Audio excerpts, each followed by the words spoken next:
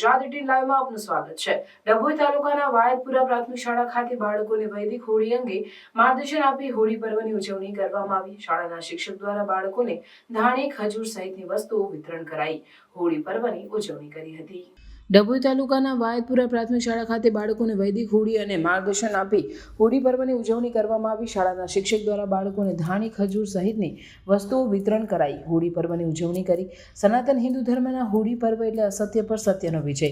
પ્રભુ ભક્તિ હોય તો દુશ્મન પણ તમારું કંઈ ના બગાડી શકે, પરંતુ પર્યાવરણ અને વૃક્ષોની રક્ષા માટે વૈદિક હોલિકા દહન થવું જોઈએ। તે માટે જાગૃતિ લાવવાના પ્રયાસ સાથે ડભોઈ તાલુકાની વાયદપુરા પ્રાથમિક શાળા દ્વારા બાળકોને વૈદિક હોળી અંગેનું માર્ગદર્શન પૂરું પાડ્યું હતું। સાથે વૈદિક હોળી પ્રગટાવી હોળી પર્વની ઉજવણી કરવામાં આવી હતી। આ પ્રસંગે છાના, લીમડો, ઘી, કપૂર સાથે હોળી પ્રગટાવી હતી। સાથે તિથિ ભોજન બાદ શાળાના નિવૃત્ત આચાર્ય નરેન્દ્રભાઈ ચૌહાણ દ્વારા બાળકોને આરોગ્ય શિક્ષણ માટે દાતાઓના સહયોગથી જરૂરિયાતમંદ બાળકોને જુદી જુદી પ્રવૃત્તિઓ થકી સહાય આપવામાં આવે છે, જેમાં ધાણી અને ખજૂરનું પણ બાળકોને વિતરણ કરવામાં આવ્યું હતું।